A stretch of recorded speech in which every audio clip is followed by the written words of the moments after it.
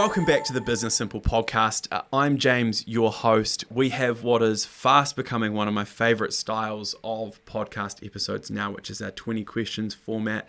I've got Sam Gibson opposite me.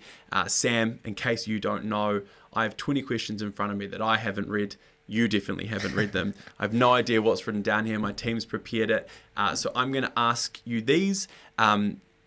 If you're listening to this episode, Sam's full-length episode is coming out in 2 days. We just recorded it. It was awesome. But this will give you a little bit of insight into who he is, what he's about, in a format that I don't actually know what's about to happen. So that's pretty exciting. Your challenge, Sam, is to answer these questions in a minute or less. Ooh, okay. You will not be fined if you do not, but just to set a little bit of a precedent, if you can answer one with a sentence, that's completely fine. Okay. The purpose of this is just, it's like a teaser into your brain and how it works. Cool. Sure. Question number 1. What drew you into video production at such a young age? I wanted to be a YouTuber, so I was just like, man, like, how can I get into this? And just started creating videos in my granddad's garage, making weapons, and we'll just leave it at that. We touched on it a little bit more elaborately in the full length, but yeah, cool. How'd you land your first client? I landed my first client with my dad for trading my time for a year for a camera setup. And then my first proper paid client was cold calling. 10 cold calls, got one client, 10% success rate. Here we are. Love it. 10% works, 10% scalable. I've logged a lot of cold calls over my career, and I think that it's a skill that is severely underrated. Yeah, severely underrated. Definitely. What inspired you to transition from personal videos on YouTube to client work? Money. Money is what motivated me to do that. YouTube is great, but I had over 1 million views and only got $1,000 in AdSense, so that just goes to show it's not really as high paying as people think, especially in the niches that I chose. I just wanted to create. I've always been an entrepreneur. Always wanted to be rich. I knew that was always going to be something that would happen. Just didn't know when or how, and I saw this as an avenue to get there. Nice. What has been the most rewarding project you've worked on so far, and why? Oh, man. The most fulfilling would probably be, I'm just going to do real estate only, would be a listing I did for Cameron Bailey. It was about a $7 million property, and it just blew people away. People just saw that and were like, wow. And then people were messaging Cameron and Brendan, and they were just like, man, this is just awesome. This sets a new standard for real estate video. So I feel like that was just the video where I was like, man, okay, I'm on top now. Yeah. Nice. Love it. Where do you see the future of video going? The future of video will probably change a lot, I'm guessing, with AI. I'm not sure where it's going to go. I'm just kind of stuck in the day-to-day at the moment, but I feel like video is constantly changing. It's changing every month, but it's just learning to adapt with that, with changing times and stuff. I don't think AI will replace you. No. But No. I think that incorporating AI into what you do might make you even better again. Yeah, if anything, it's just going to make us more efficient. Yeah. And that's great. Nice. What's one piece of advice you'd give to someone starting out in video production? The biggest piece of advice I'd give is find out what makes you unique, whether it's your style, whether it's your turnaround time, whatever it is. Just find that thing and just promote it. Nice. Whether you're promoting it through cold calling or running ads or whatever, just get out there and get to work. Nice. Love it. What's your vision for Impact Films over the next 5 years? So the vision for Impact Films over the next 5 years is to shut it down, and we're merging with Graham Campbell from Asian Terry, and we're going to build the biggest real estate video company in New Zealand. Love it. Love your work. I'll be at the top there with the biggest marketing agency at the same time. If you could go back to when you first started, what advice would you give your younger self?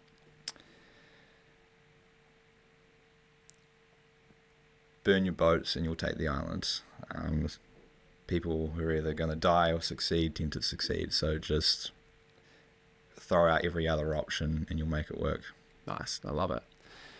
What's been the biggest risk you've taken in your business, and what was the outcome? Biggest risk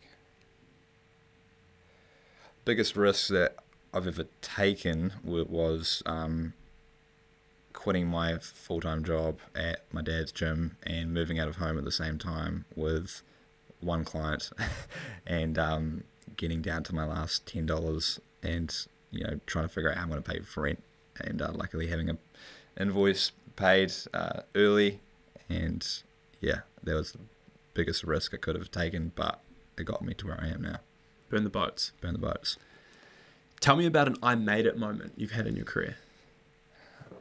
There's two I made it moments. One of them was when I took a spontaneous trip to Queenstown, just unannounced. I said to my missus, let's just go there. I stayed at the nicest hotel, went to the nicest restaurants, and didn't look at the price tag of anything, just swiped my card.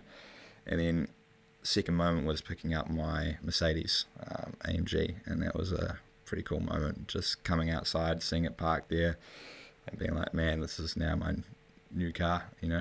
Crazy feeling. You got me excited for tomorrow. Yeah. I still remember that day, by the way, because we'd spoken at length about it, because being, say, similar but just a couple of years ahead, I'd kind of overcome a few of those things that I'd found, like the spending money and doing stuff like that, and like at what point do you stop and treat yourself, and what point do you I was very happy for you too. It's a beautiful car. If you could collaborate with any brand or individual, who would it be and why? I think I'm collaborating with them all the time. I think I'm working with my dream client, so I wouldn't have it any other way. You are working with the best. Yeah. In Christchurch, as far as it goes, and it's obvious because they also look like the best because of the work they're doing with you. So nice. How do you decide which equipment is worth investing in for better quality content? Best way is looking at what you have at the moment, and if you have something that's come up, new piece of equipment, and you can afford it, and it will drastically improve the quality of your work. You'll know if you're into video, you'll know if that is going to be the case, then go for it. Just buy it. It's just keep investing until you can't invest anymore. Yeah, we've and I know that our kit's not like your kit, but we hired these lenses that are on these cameras accidentally when we hired the cameras for the first podcast show. And through a random turn of events, one of the cameras could only record for 30 minutes at a time, which obviously doesn't suit long form podcasting. And then it would drop down to 10 and then 5.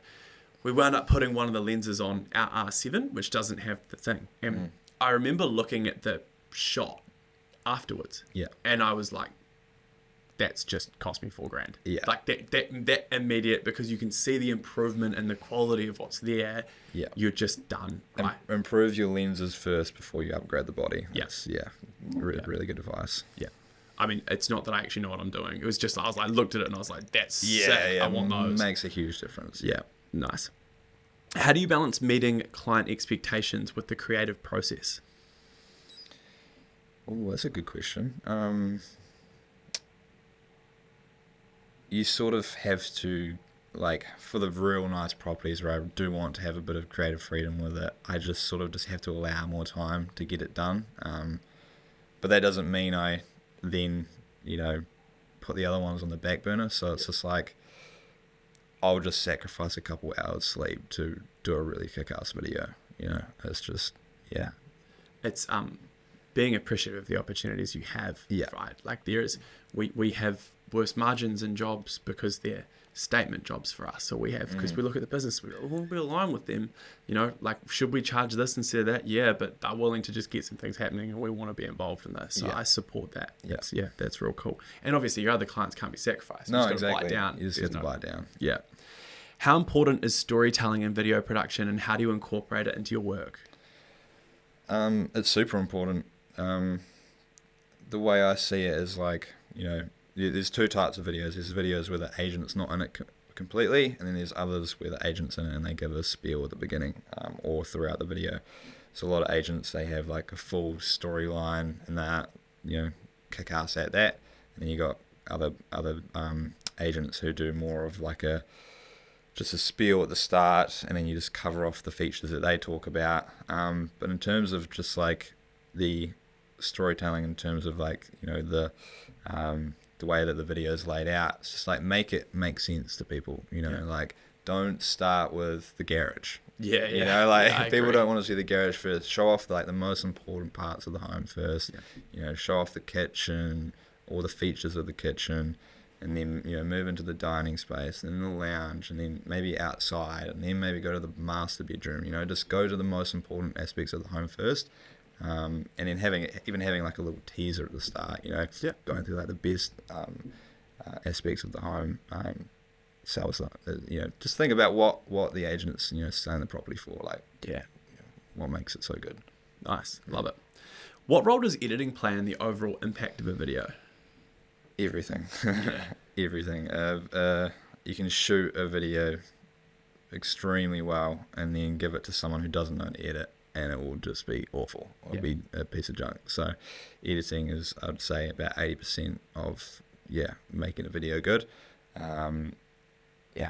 I agree, because I've shot some stuff, and I don't know what I'm doing, and I've given it to Luke, and it's come out all right, but I'm pretty sure if he cut me loose on Adobe, it wouldn't work out very well. Nice. What was your biggest challenge when starting Impact Films, and how did you overcome it? Fuck, what did I say earlier? I don't even remember. This is episode 5 of the day. It'd be nice to tie them in together. I'm thinking it was something to do with, I mean, we spoke about the moving out of home, running out of money thing, which, I mean, that's obviously a challenge. I did that as well, by the way. I remember once buying a $15 Pizza Hut, like, combo. It was like 2 pizzas and 3 sides to last me for 3 days because I had no money for food, and like getting a deposit paid to cover rent and stuff. I've been there. Let's lock that in, eh? Okay. We can rehash on it anyway. You'll see it in the full length one. There was a really good answer there. How much of an impact does the right equipment have on the outcome of a project?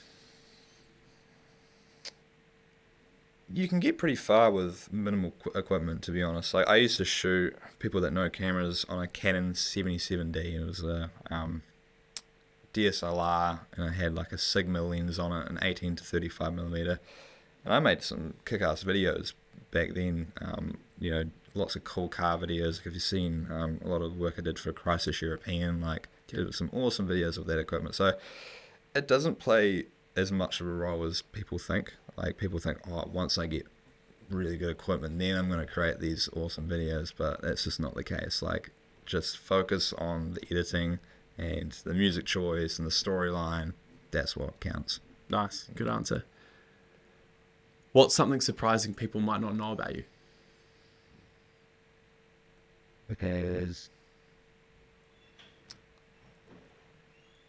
Something surprising about me would be that I was on a TV show as a kid for a show called Let's Get Inventing, and it was for making a H2O bomb blaster, which was basically a slingshot that threw.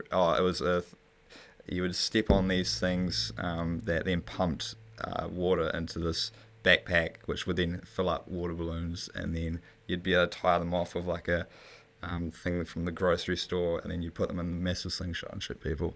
And so there's an episode out there if you can find it. Nice. That's worth some research. Cool. 20 out of 20. Last one. What is the best piece of business advice you have ever received? Mastery demands focus.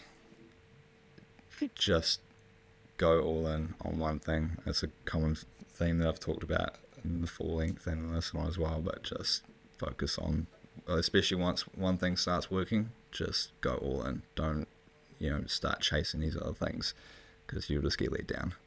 Nice. Cool. Love it, man. Thank you so much for your time across these 2 episodes. It's been a big slog, and I know your time is extremely valuable, so I appreciate what you've set aside for it. I'm really excited to see what's to come for you, and some of those things we've spoken about that are very exciting. If you're listening to this episode, it is currently Wednesday when this is released. Sam's full-length episode is coming out on Friday, so stay tuned for that. It was a banger. We just recorded that before this, but As always, thanks for coming, Sam.